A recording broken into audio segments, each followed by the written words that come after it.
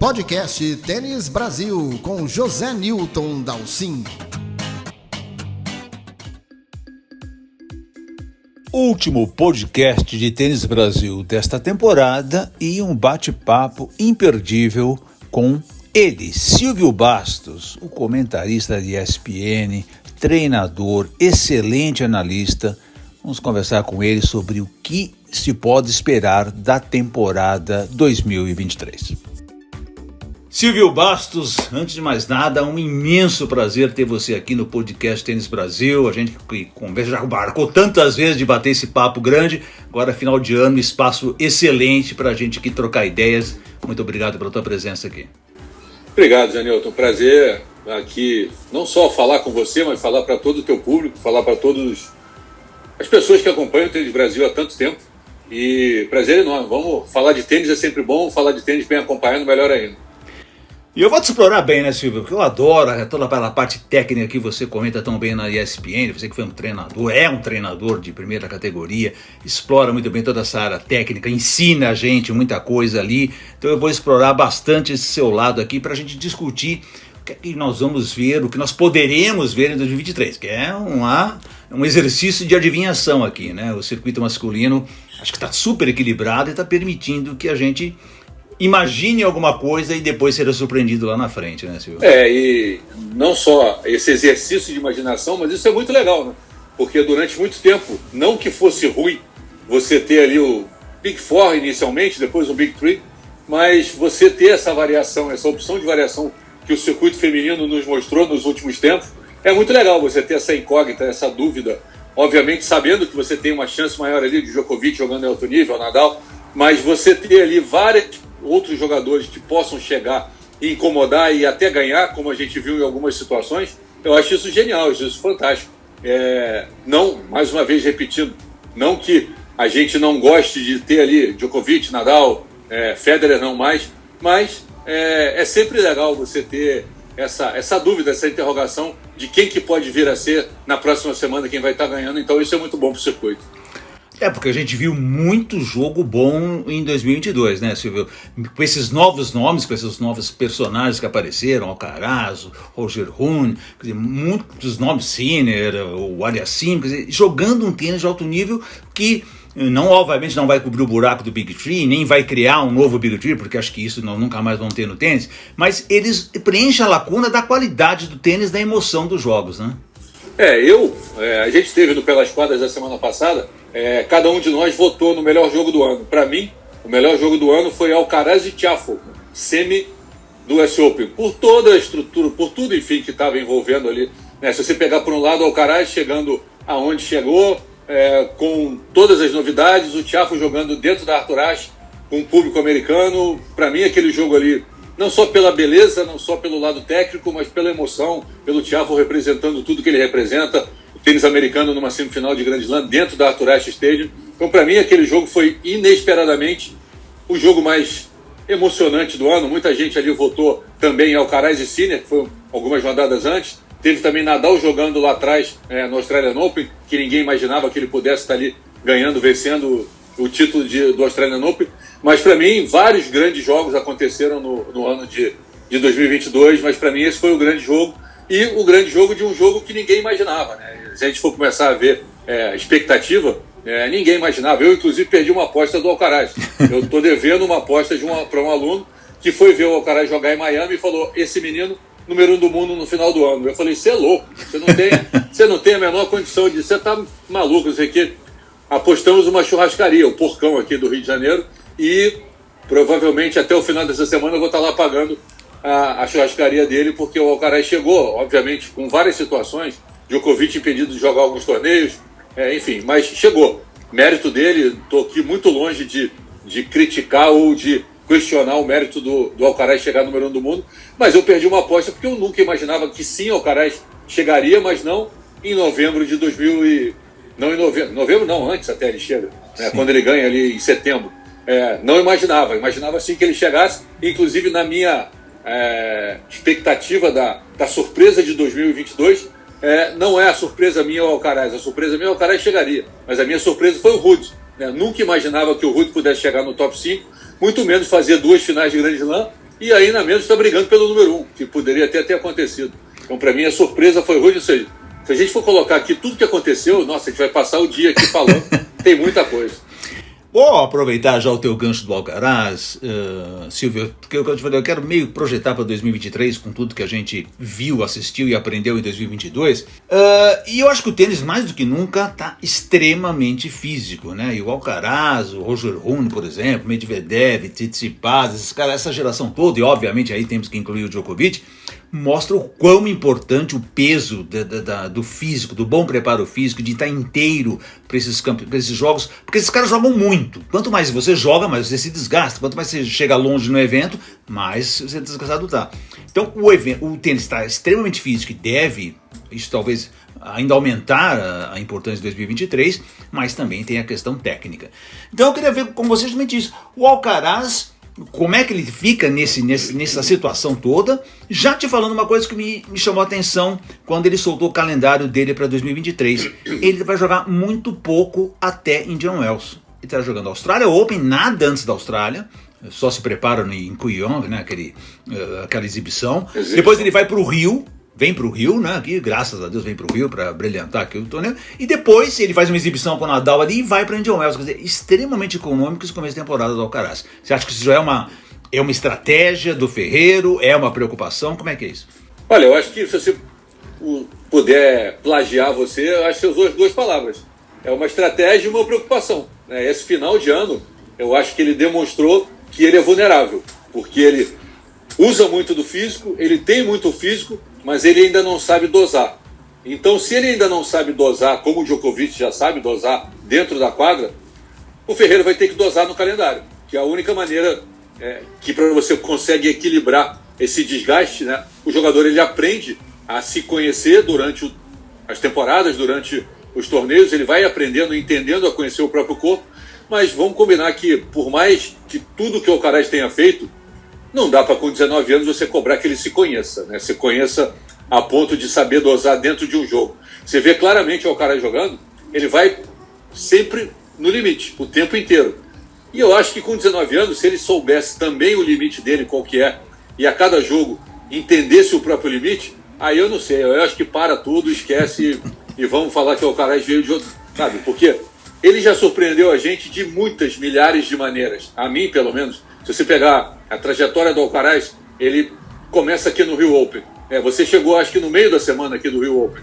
Mas eu convivendo com ele desde o hotel, né? Eu estou ali dentro do hotel, onde ele se hospeda, onde ele aquece por alguns jogos. A gente tem uma quadra de saibro agora dentro do hotel. E, ou seja, eu convivi com o Alcaraz desde a chegada dele. Se não me engano, na sexta-feira ele já estava no hotel. Sábado, domingo, quali, segunda-feira começava a chave.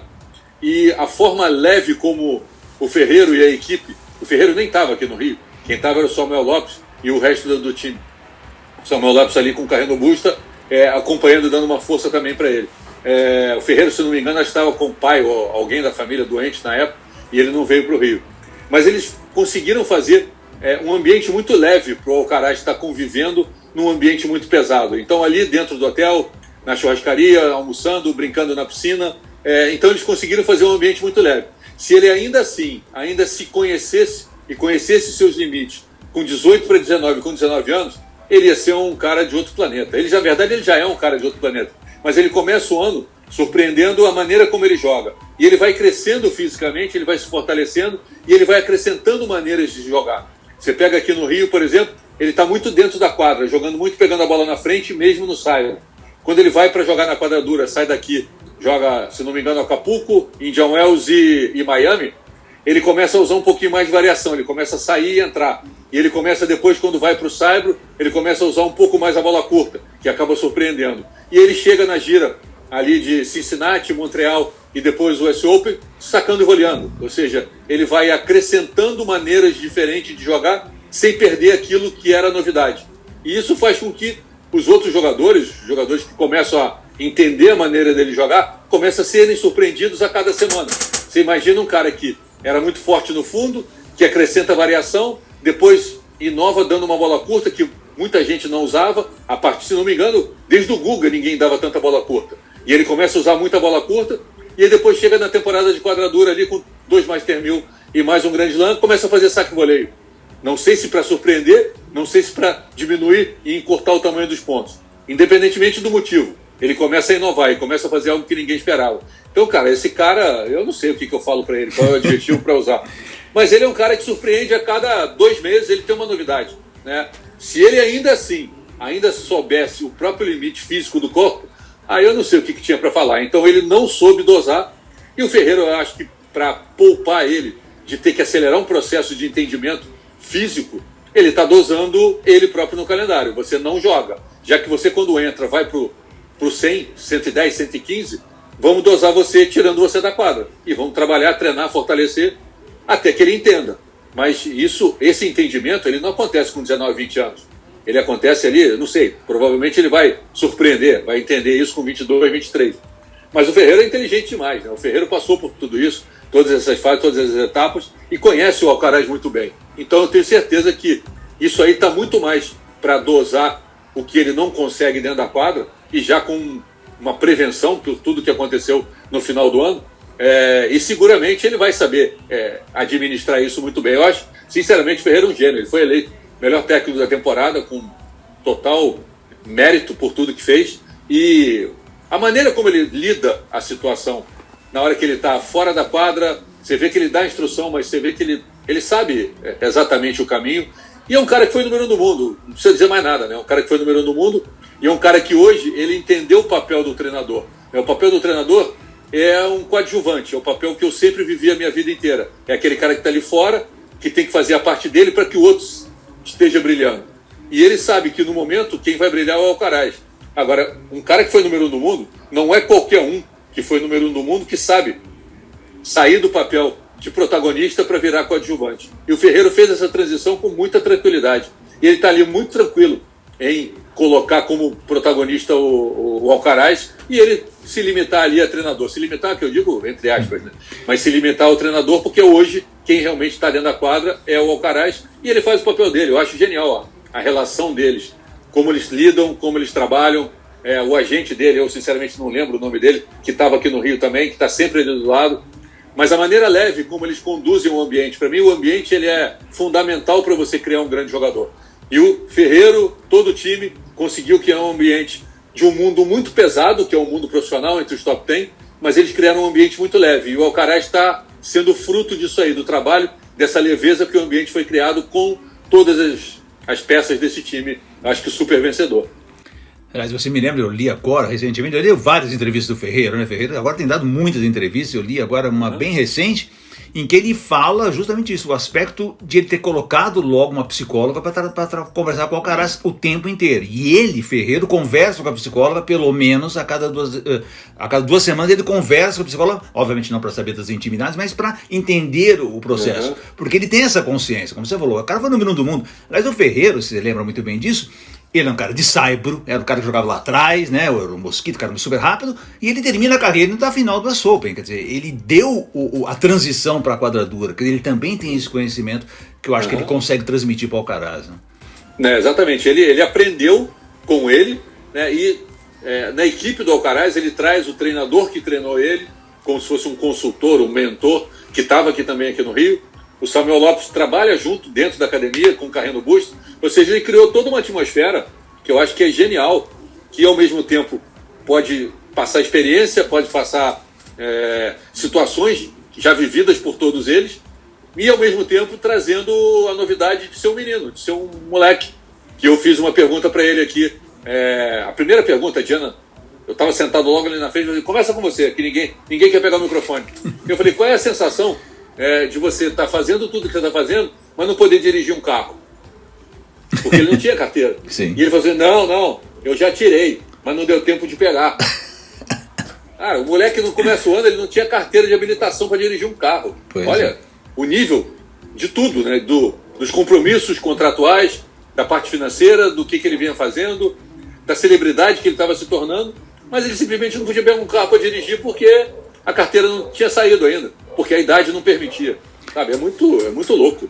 Deixa eu fazer um contraponto aqui, Silvio, com o Djokovic. Eu estou falando aqui na questão física, que o circuito exige físico, e de repente o Djokovic mostrou pra gente nesse final de temporada totalmente atípica que ele teve, mas ele Ele soube levar toda aquela situação, terminou muito bem o ano, né? Ganha o Finals de novo, se tu coloca no auge. E ele, ao contrário do Alcaraz, ele fez um calendário para realmente mirar a Austrália, né? Acho que não tem a menor sombra de dúvida que ele quer ganhar a Austrália por uma série de motivos pessoais e tal. Então ele está fazendo as exibições essa semana, jogando, ele vai jogar Adelaide, um torneio anterior, um 250 anterior ao Australian Open. Poucos caras grandes jogam 250 antes de um Grand Slam.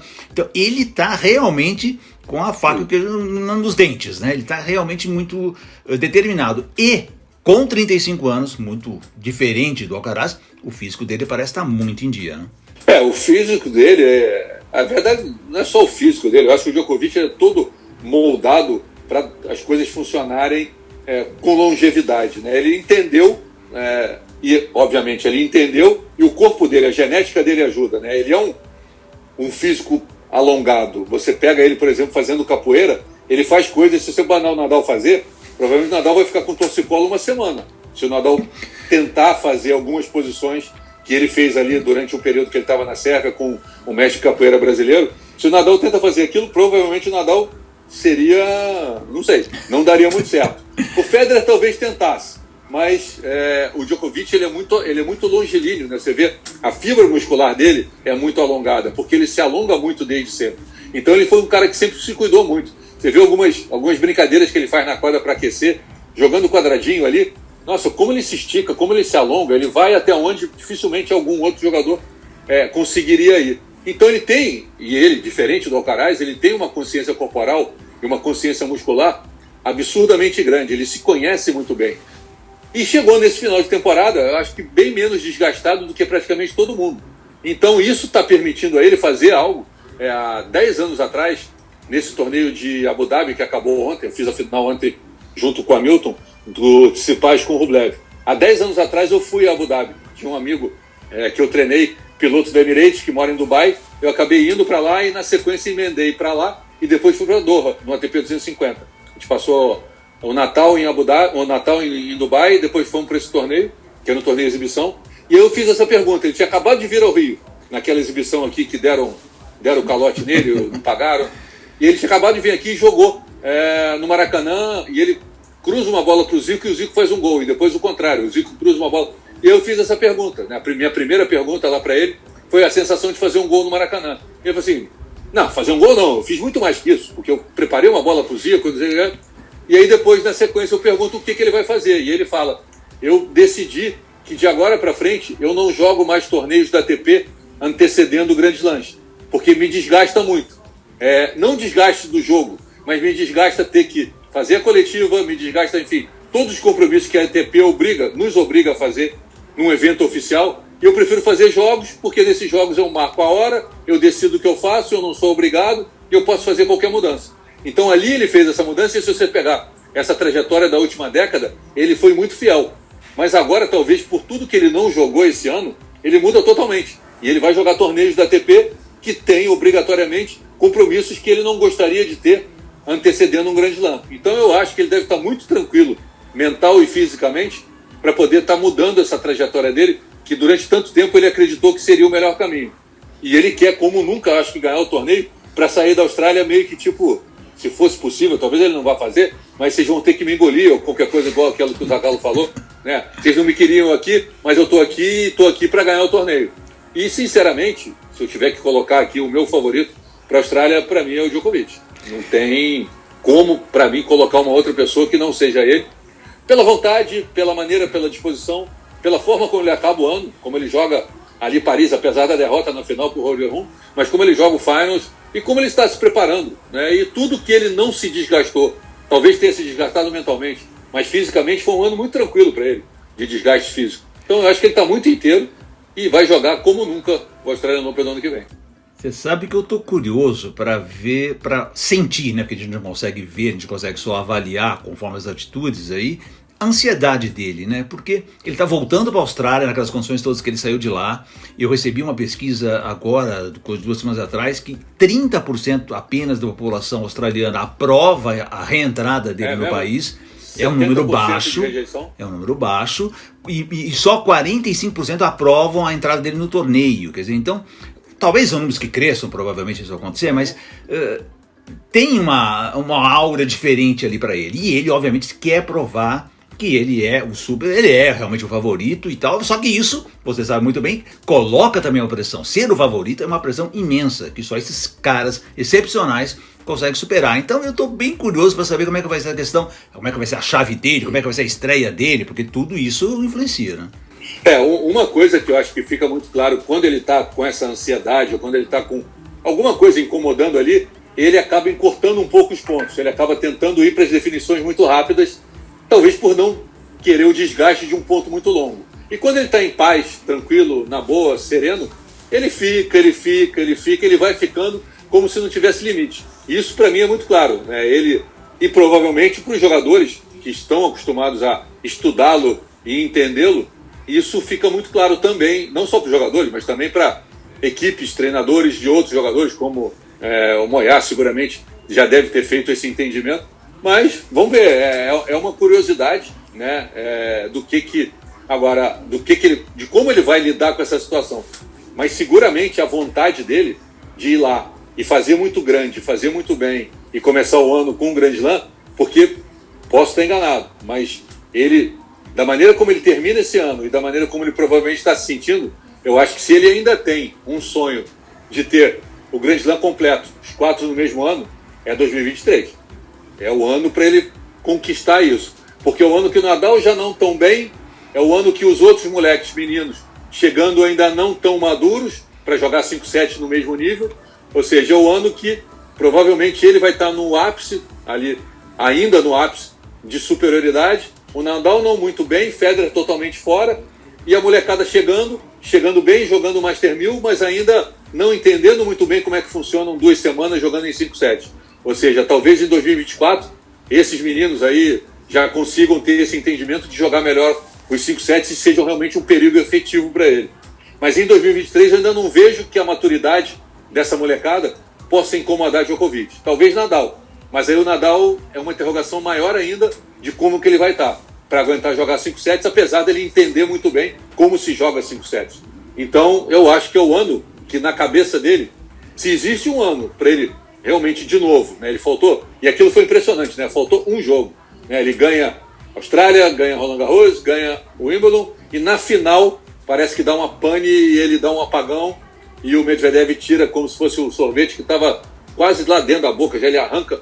É impressionante, aquilo é impressionante, se contar para os netos dele vai ser uma coisa inacreditável. Mas eu acho que ele tem esse sonho, ele tem essa meta, acho que é maior que sonho, é um objetivo de vida, e esse ano é o ano para isso. Não acho que em 2024 ele consiga manter e sustentar tudo isso que ele ainda tem, e eu acho que vai estar chegando a molecada toda. Aí vai estar todo mundo realmente sabendo como desempenhar em 5-7, e aí vai ser muito complicado ele conseguir manter durante os 4 grandes slams, em épocas diferentes, temperaturas diferentes, pisos diferentes, bolas diferentes, e jogar no mesmo nível. Eu acho que vai ser complicado. Então, esse ano para mim é o ano que ele vai querer ficar do início ao fim em altíssimo nível, para quem sabe conseguir esse grande slam completo, né? O career slam.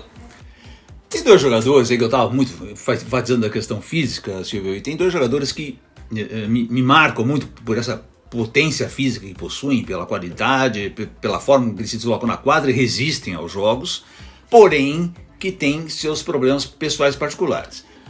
Obviamente, Daniil Medvedev, que é o atual finalista do Austrália, e que é um jogador que sempre incomoda muito o Djokovic, né? Ele consegue equilibrar o jogo com o Djokovic, mas para mim o Medvedev estagnou, né? Aliás, eu achei curiosíssima uma entrevista que eu vi dele essa semana passada, que ele dizendo que ele tinha achado qual foi o problema dele em 2022, naquela fase final, é que ele foi agressivo demais.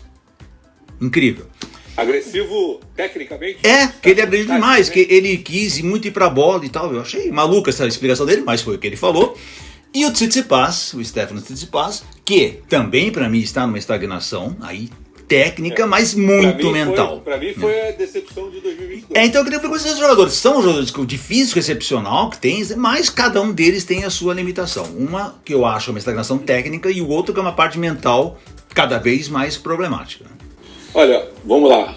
O Tsitsipas, para mim, depois do Federer, o que mais de perfeito apareceu no tênis.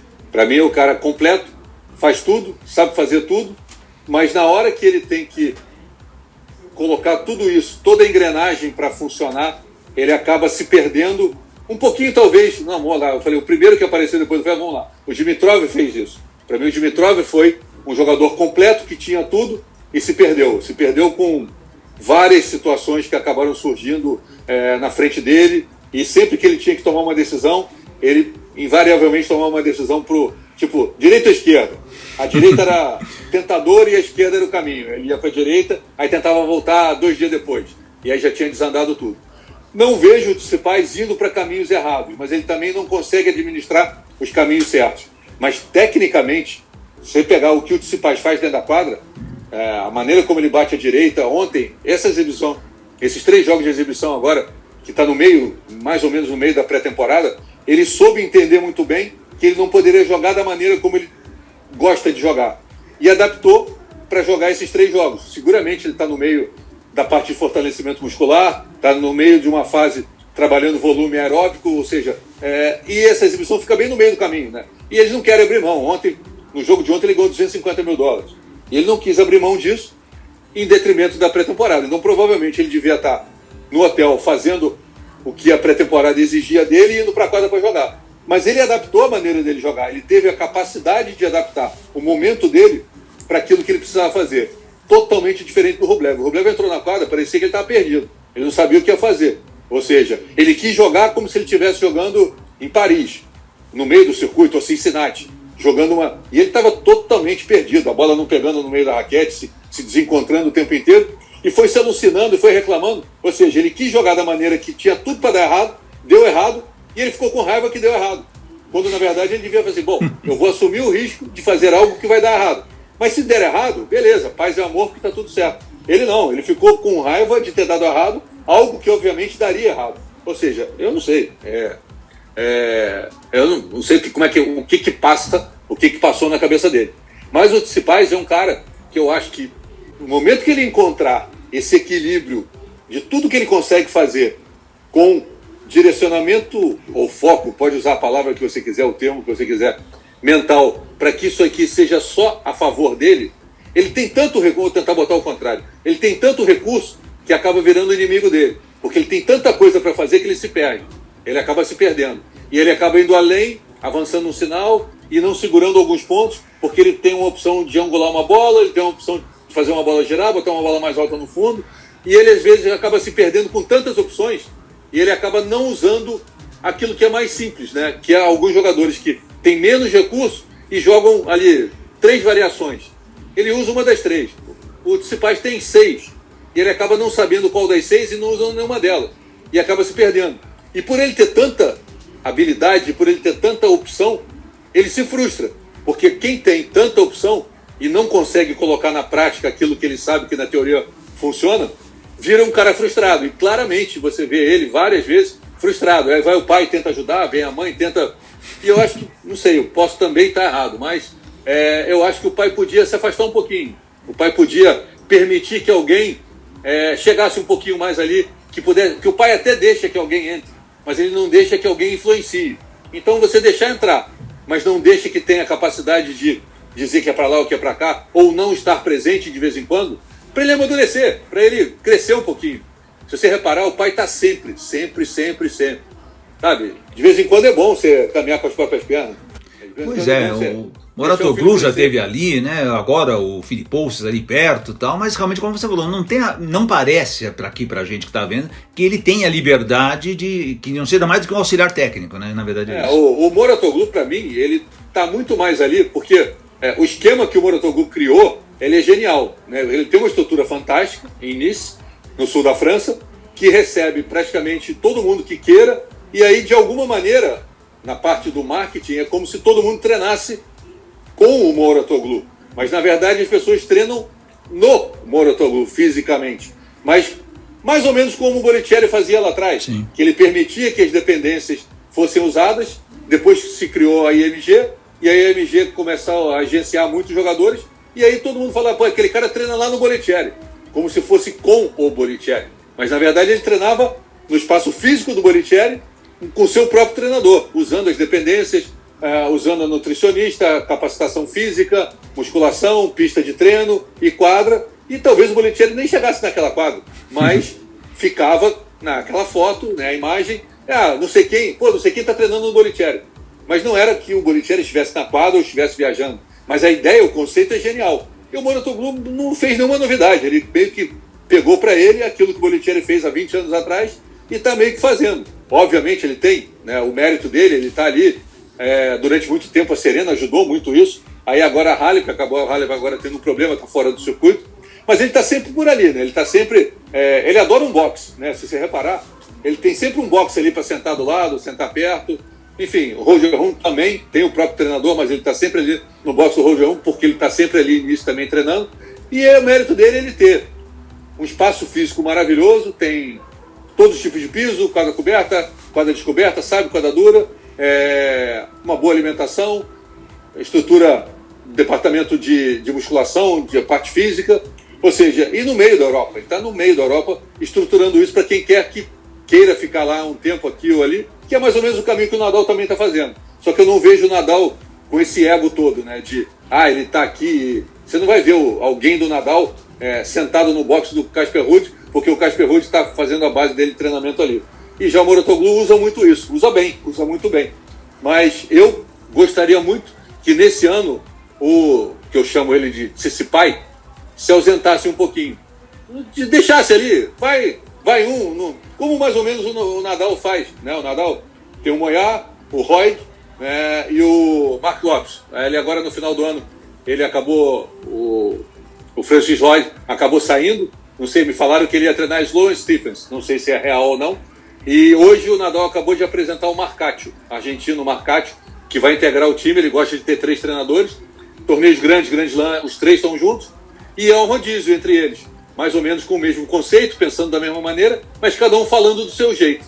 E o pai ali, cara, o pai trocou fralda, o pai deu mamadeira, o pai fez, sabe, é pai. Por mais que você encare e veja, mas é o pai dele, foi o cara que ensinou ele a andar, foi o cara que deu a mão para ele, foi o cara que deu dinheiro para ele comprar sorvete. Eu acho importante para o amadurecimento do atleta, do jogador, ele ter uma pessoa, não estranha, mas uma pessoa que não seja de dentro da casa, até trabalhando junto, mas que em algumas semanas esteja sem a presença do pai. Seria, eu acho, muito enriquecedor para ele nessa parte mental. Indo para o Medvedev, que você falou, eu acho o Medvedev um alucinado, né? Ele é um cara totalmente louco. Eu não entendo, eu não consigo entender. Eu, treinador há, sei lá, não sei quantos anos, como é que eu reagiria da maneira como ele fala, das coisas que ele fala, vai embora, sai daí, né? E depois o treinador vai na coletiva e fala, deu certo, eu saí, então foi bom para todo mundo. Sabe, mas ele passa, ele vira a página do respeito, né? Ele ultrapassa a página do respeito e eu não acho legal. Eu, me olhando, me vendo como treinador, eu acho que tem desentendimento, tem brigas, tem desavenças, obviamente sempre teve, com vários jogadores eu tive, mas eu nunca treinei nenhum jogador que tivesse, obviamente, ali, número 1, 2, 3 do mundo. Mas na televisão, no estádio lotado, quadra central de um Grand Slam, você sai daí que você está me atrapalhando, se não é para falar nada, vai embora. Sabe, gritando no meio da quadra, eu acho que isso perde um pouquinho do respeito. E aí você vai ver daqui a uma semana, eles estão lá de novo, tá tudo certo, vamos embora. Não sei, eu acho que ele poderia respeitar um pouco mais o treinador e, enfim, o time, a equipe dele. Mas é um jogador que, se você comparar, por exemplo, com o Tsitsipas, ele tem muitas limitações, né? Ele consegue ajustes. Muita gente fala que ele joga feio. Eu acho que feio é perder, né? Feio não é... Tudo bem, você vai comparar estilos. O Federer é perfeito e o dele nem tanto. Você pega fotos dele que ele está todo torto, né? Está todo desengonçado. Não é bonito, mas é eficiente, né? E o tênis já se provou que a eficiência tem resultado e a beleza nem tanto. Não é todo dia que a gente vai ter a beleza do Federer, da maneira como ele joga, com eficiência. Não tem muitos jogadores exemplos que você tem conjugado a beleza com eficiência. Se ele teve que escolher, talvez ele tenha escolhido a eficiência, já que a beleza ele não conseguiu. Mas eu acho que o Medvedev, eu vejo o maior problema dele dessa maneira que ele, não sei, parece que ele precisa brigar com alguém para se motivar. Mas muitas vezes ele se perde nessa briga. E aí ele acaba fazendo mal para ele mesmo. Ele briga com o público, alguém fala alguma coisa, ele manda calar a boca, manda não fazer. Eu acho que quando ele consegue ficar quieto ali e administrar dentro dele próprio, eu acho que ele consegue render melhor. Lendo por Nadal, eu acho que o Nadal está na minha lista aqui das dúvidas para 2023. Aí eu vou até ampliar um pouquinho essa lista, porque além do Nadal, eu vejo dúvidas, obviamente, no Zverev, sempre na questão física, a gente não sabe como é que ele vai voltar, tomara que ele volte naquele nível que ele estava jogando. Eu acho que o Zverev nunca jogou tão bem tênis como ele estava jogando naquele momento em Roland Garros. Eu acho que inclusive ali, ó, desculpa te cortar, imagina. Mas pra mim ele ganhava o jogo. Eu também acho. Ele ganhava. Também pra acho. mim ele ganhava aquele jogo. Uma pena. Na verdade, acabou acontecendo tudo como se fosse o universo conspirando para o Nadal ganhar mais um Roland Garros. Porque ali a lesão, e aí depois na sequência o Ruud idolatrando ele, que tipo, não vou perder para você porque tá na final, já tá bom para mim. Só faltou ele pedir uma camisa no final do jogo e assinar. Porque não, sabe, é impressionante. Para mim ele ganhava o jogo. Então eu só continuar a minha lista aqui para você analisar. Então Nadal, Zverev, eu colocaria o Sinner nas minhas dúvidas, porque o Sinner ainda acho que ele tem um problema de fortalecimento muscular, ele é um cara que se quebra muito rápido, ele não resiste aos jogos. Eu tenho um pouco de dúvida nessa questão do Sinner, assim, nos jogos realmente exigentes, a gente vê ele fazer grandes jogos, mas depois parece que ele perde um pouco essa habilidade. O Musetti, o Lance Musetti, eu também vejo a mesma questão, que acho que ainda na parte física ele peca um pouco, e se não tiver essa questão física no circuito nacional está difícil.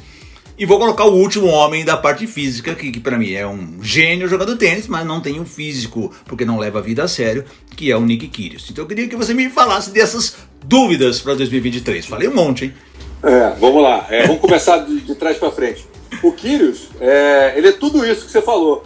Mas ele é muito feliz sendo assim.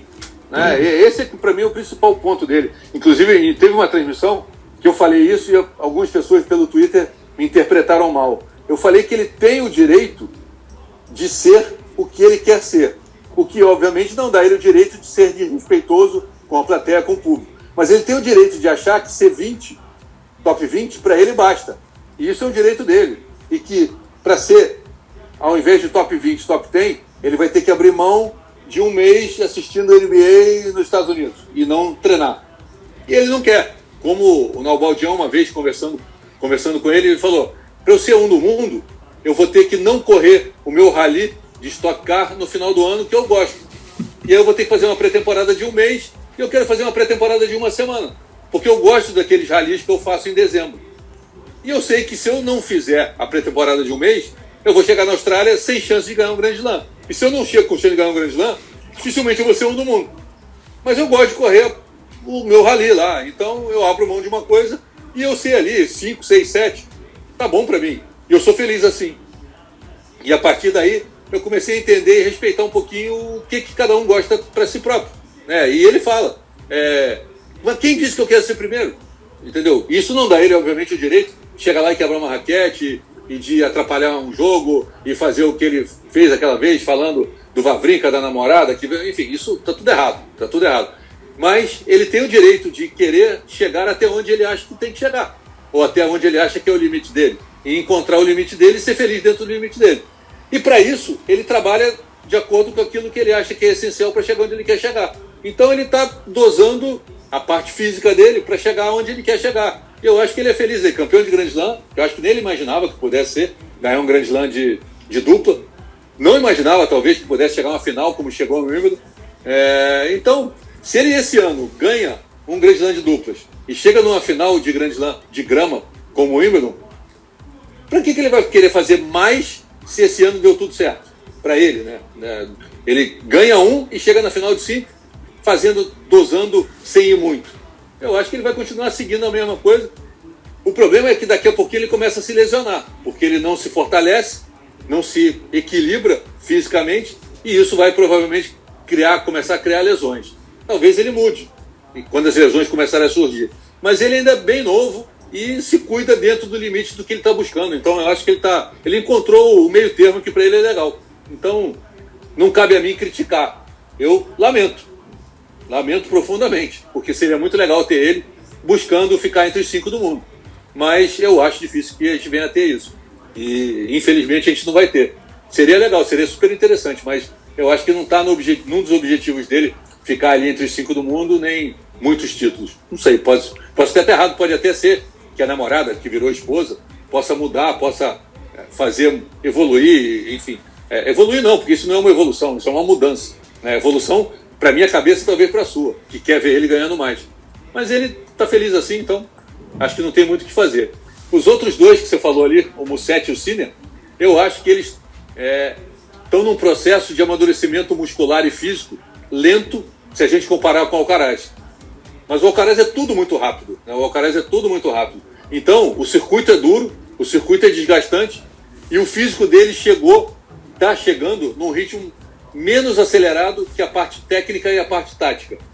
O Sinner saca muito, tem uma direita, tem uma esquerda impressionante. O Musetti talvez um pouquinho menos, tem um pouquinho menos de consistência, tem mais variação, mas tem menos consistência.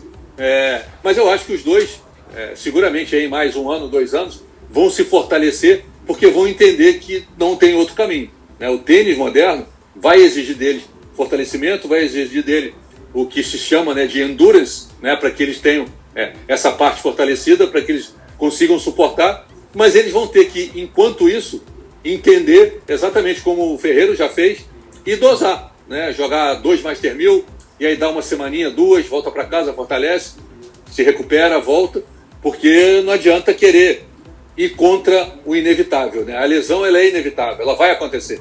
O que você pode é evitar e prolongar, e deixar ir contornando e controlando. E imagino que as equipes dos dois hoje, consigam entender isso para ir dosando essa parte física deles, para que eles possam se fortalecer e ao mesmo tempo se preservar. Mas vai chegar, esse não tem como, são 2 caras que inevitavelmente, que bom que a gente vai poder ver o Musetti de perto agora aqui, no Rio Open ano que vem, mas são 2 caras que eu gosto muito de ver jogando. E um detalhezinho aqui, só para dar uma cutucada. Você vê que alguns anos atrás, Musetti e Thiago Wilde na final do US Open, né? E aí incrível. Depois, enfim, era só para dar uma cutucada. Você não falou do Nadal, me fala um pouquinho da tua expectativa pelo Nadal, que parece ter resolvido o problema no pé, só que agora arrumou um problema no abdômen, que aqui nas exibições que nós vimos ele fazer na América do Sul, ainda eu não achei o saque dele convincente, e isso é um problema.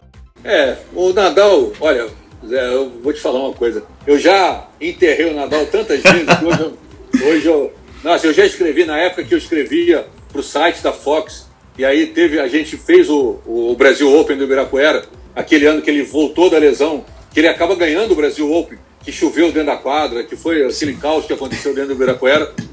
Nossa, eu falei tão mal dele, e ele ganha o torneio. Não lembro de quem ele ganha na semi, mas eu falei, cara, esse cara não vai voltar pro top 10 nunca, mas de jeito nenhum. E aí na sequência ele teve o melhor ano da história dele no Saibro. Ele ganha tudo depois. Sim. E ele cala a minha boca de uma maneira tão revoltante pra mim, tipo, cara, como eu não sei nada disso aqui, ou como ele é um cara que é impressionante. Então, tudo isso que você falou, eu concordo. Preocupante a maneira como ele termina o ano, preocupante a maneira, mas ao mesmo tempo, eu acho que ele está dosando para poder jogar, está dosando para poder, e se tem uma coisa que a gente não tem como falar dele, ele conhece o corpo dele, assim, de uma forma absurdamente detalhada. Ele sabe, eu acho que cada detalhe, cada unha que está encravada, cada dedo que está fora do lugar, ele se conhece muito bem. E ele aprendeu a arrumar soluções para esses problemas.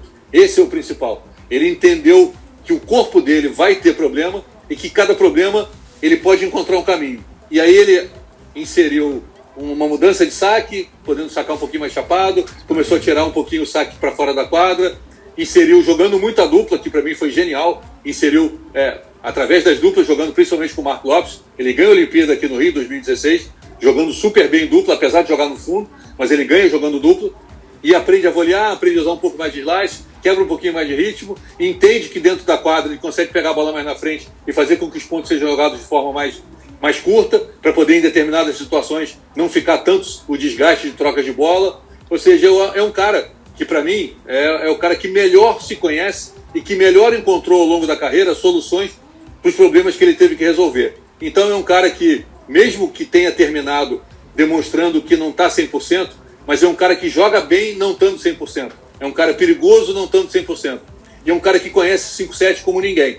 Não sei a maneira como ele vai jogar em Indian Wells, Miami, mas eu tenho certeza que em 5-7 ele vai ser um cara perigoso e é o cara para brigar com o Djokovic pelo título, apesar de colocar o Djokovic como favorito. Silvião, para a gente encerrar, será que você enxerga surpresas em 2023 do nível que nós tivemos aí? Taylor Fritz, Bona Choric ganhando Masters 1000, nós tivemos o Roger Rune ganhando o Masters 1000 em cima do Djokovic, um resultado incrível, e o Casper Ruud, do qual até você começou comentando, o Casper Ruud que faz uma final no saibro lento de Paris e na quadra rápida do US Open, que eu te garanto que ninguém esperava isso.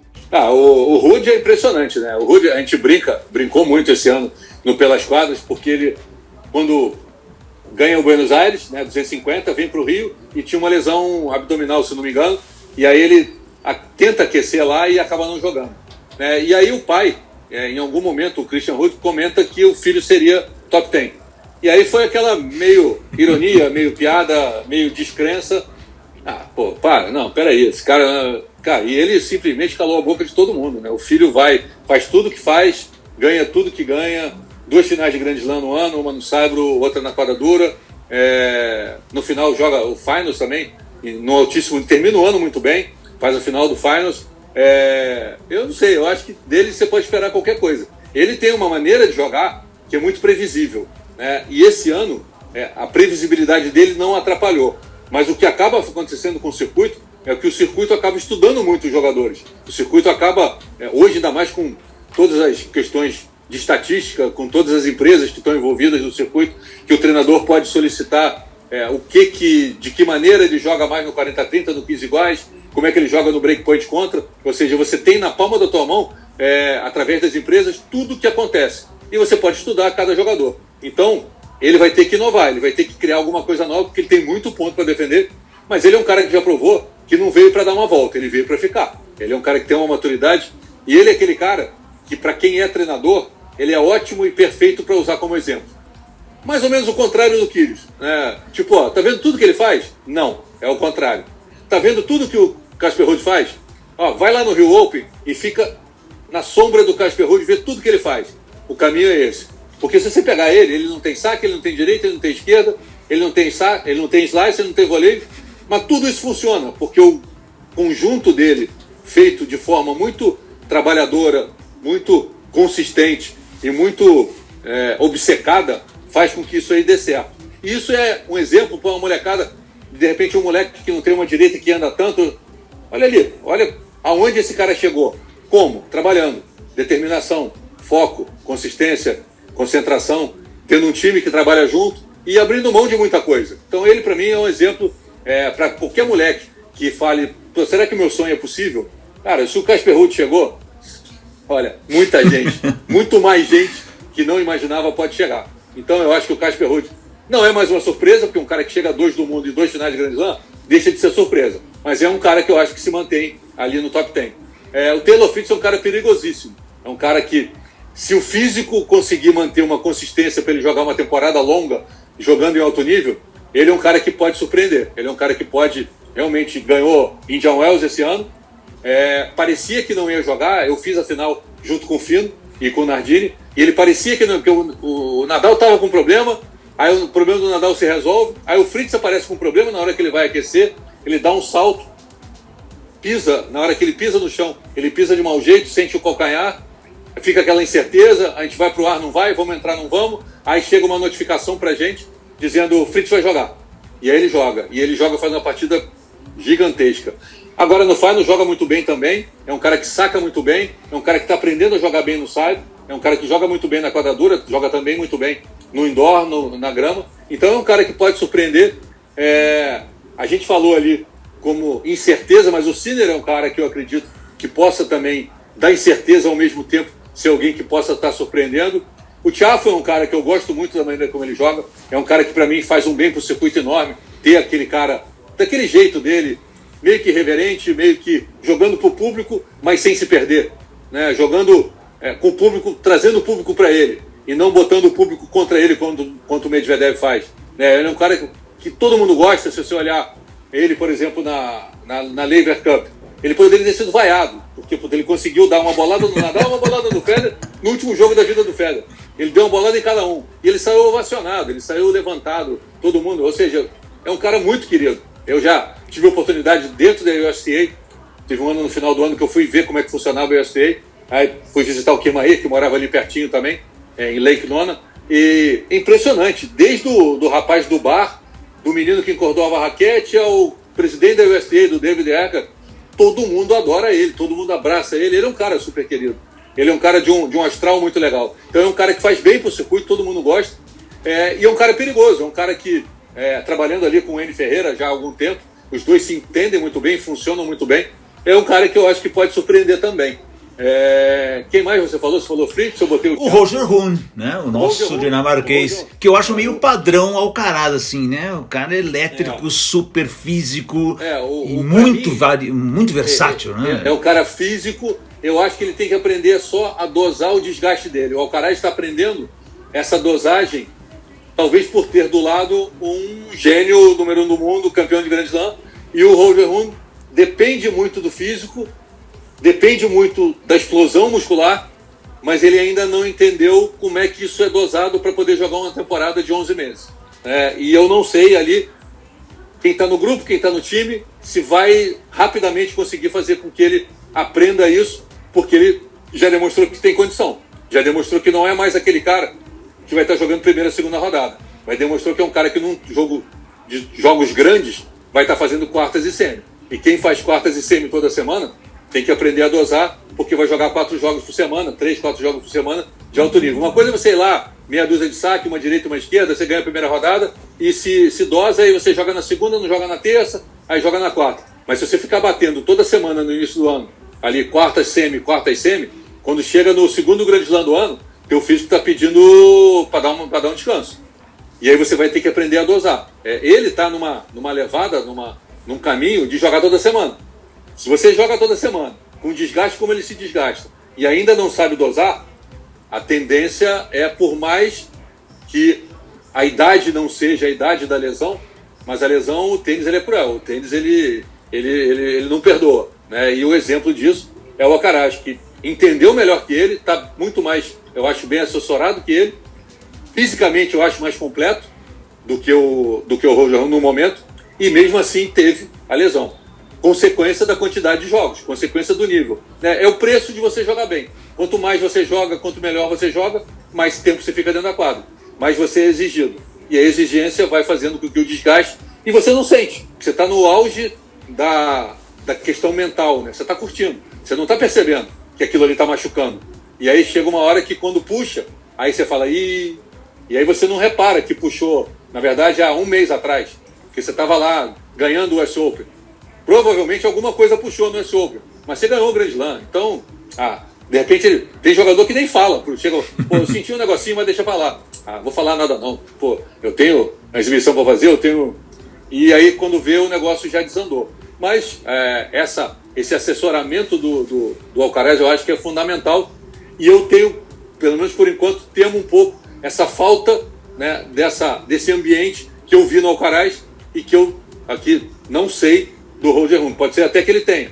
Como o Alcaraz eu tive a oportunidade de ver de perto durante 9 dias aqui do US Open, eu vi que ele tem. Espero que o Roger Rune tenha, porque é um cara que faz tudo certinho. É um cara que desde o início tem toda a mecânica, ofensivo, vai para cima, mas bate o tempo todo. E quem bate o tempo todo, se não aprender a dosar fisicamente dentro do jogo, vai ter que dosar no calendário. E por enquanto ele não está nem dosando dentro, nem dosando fora. Então, vamos ver. Mas é um cara que eu acredito muito. É um cara que pode trazer bastante resultado. E legal, né? Vindo de onde veio, de um país com pouco resultado de tênis, ser mais um cara que pode, talvez, alavancar o tênis num outro país. Muito bom, Silvio Bastos. Caramba, que magnífico bater papo com você. Tanta informação, tanta opinião.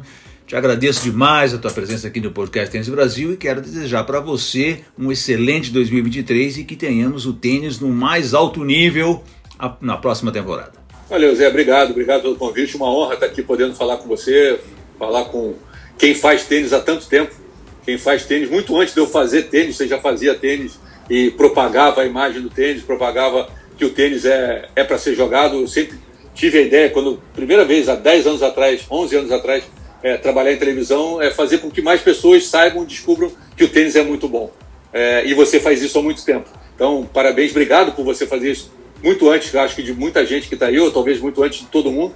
Eu acho que você é fundamental para que o tênis tenha o tamanho que tem hoje. Eu não sei, o Tênis Brasil, quanto tempo existe? 25 anos, meu amigo. 25 anos, bodas de... O que é isso? Bodas de... Bodas de... Não sei. Prata? Bodas de prata.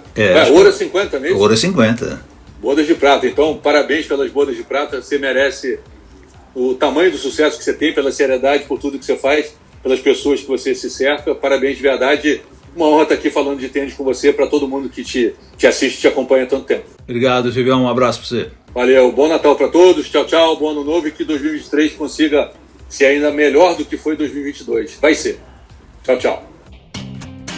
Este foi o podcast Tênis Brasil com José Newton Dalcin.